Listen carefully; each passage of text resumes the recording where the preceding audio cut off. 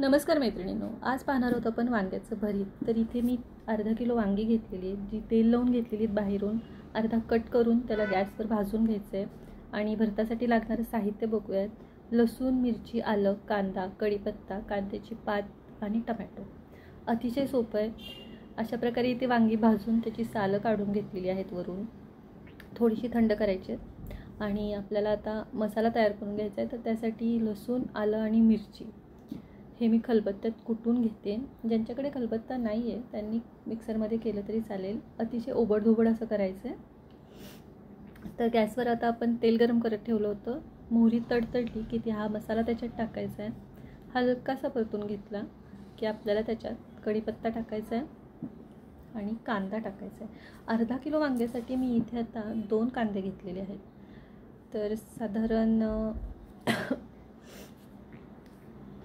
2 कांदे हे आपल्याला पुरेसे होऊन जातात।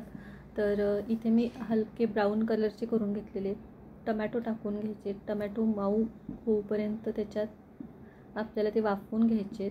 आवडीनुसार हळद, मीठ आणि तिखट टाकायचे आपापल्या।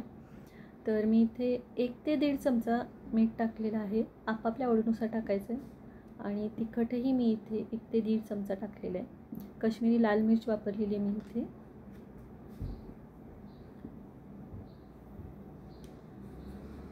कारण की ऑलरेडी आपण मिरची पण टाकलेली आहे, तर म्हणून मग आपापल्या आवडीनुसार टाकून घ्या। हिंग टाकायचं आहे, अगदी चिमूटभर हिंग टाकायचं आहे। आणि हे सगळं मिश्रण आपल्याला वाफेवर मऊ करून घ्यायचं आहे। इथे मी हिंग चिमूटभर टाकलेला आहे। आता एक 5 मिनिट आपण वाफ येऊ देणार आहोत। त्याला वाफेवर मऊ करून घ्यायचे टोमॅटो आपल्याला।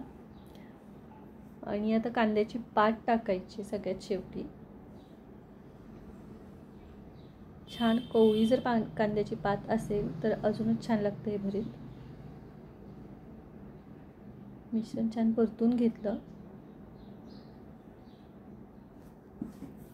की आता आपण इथे 5 मिनिट वाफ येऊ देऊयात या मिश्रणाला। आणि ही जी वांगी आहेत ती आता आपल्याला मॅश करून घ्यायची आहेत।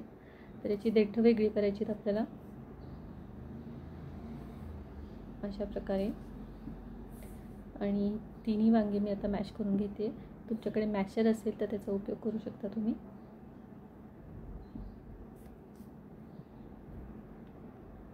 अतिशय सहज आणि साध्या पद्धतीने बनणारे हे भरीत आहे। पटकन तयार होतं, खायला पण छान लागतं। आता इथे आपले टोमॅटो छान मऊ झालेले आहेत।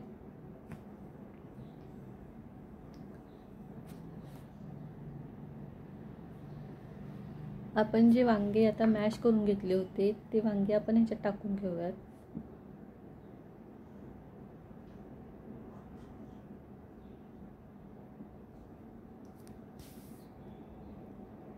अशा प्रकारे ह्याच्यात आपल्याला सगळी वांगी टाकून घ्यायची। आणि हे मिश्रण आता छान परतून झालं की आपल्याला 1-2 मिनिटाला वाफ येऊ द्यायची आहे।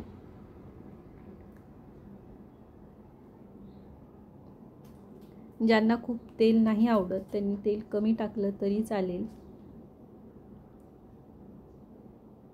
हे आता एकजीव झालं की याच्यावर आपण 1-2 मिनिटं ताट झाकून ठेवूयात।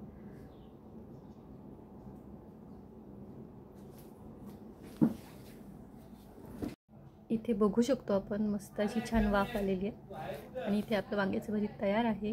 भेटूया अशा छान छान रेसिपी सोबत। तोपर्यंत बाय बाय।